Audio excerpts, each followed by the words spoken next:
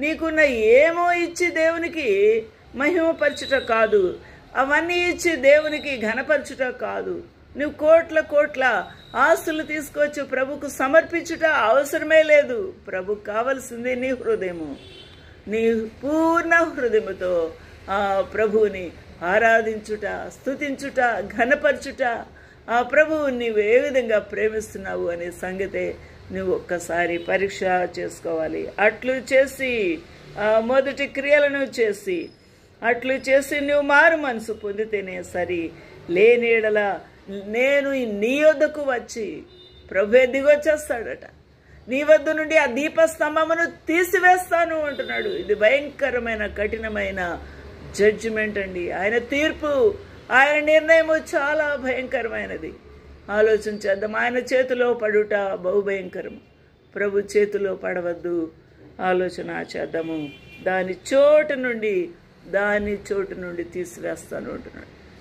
అట్టి భయంకరమైన స్థితిని మనము పొందకుండాన్నట్లు మనం వేగిరపడాలి.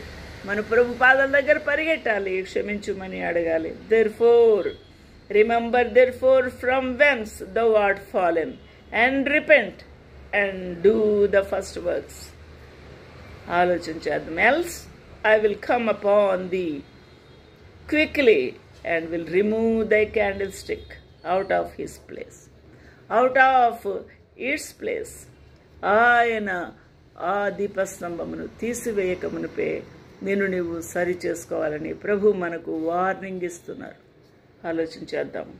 ఈరోజున ఎఫెసీ సంఘములో ఉన్న మంచి గుణలక్షణాలు ఏంటి? ఎఫెసీ సంఘంలో ఉన్న దేవునికి ఆయాసకరమైన జీవితం ఏంటి? తన నిజ స్థితిని గమనించి ఉన్నదా ఎఫెసీ సంఘము అనేదే ప్రశ్న. గుడంతా నిండిపోతే సరిపోతుందా? ఆ యొక్క కానుకలు పెట్టంతా నిండిపోతే సరిపోతుందా? ఆ ప్రభుకి ఇవ్వవలసిన అవ్వేనా? ఆలోచన చేద్దాం. ఈరోజున విరిగి నలిగిన స్థితిలో ప్రభు వద్దకు వద్దాం. ప్రభు నన్ను క్షమించు. నేను నిన్ను ప్రేమించిన మొదటి ప్రేమను విడిచిపెట్టానయ్యా, వదిలిపెట్టాను. ప్రభువా నన్ను క్షమించు. ఒక్కసారి నన్ను నీ కుమార్తెగా చేసుకో. నిన్ను ప్రేమించే భాగ్యం నాకు దయచేయి ప్రభువా. నువ్వు అంగీకరించయ్యా అని ప్రభుని అడుగుదామా?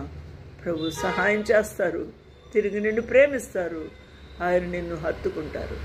అట్టి గొప్ప భాగ్యము ప్రభు నీకు నాకు అనుగ్రహించును గాక. ఆమేన్.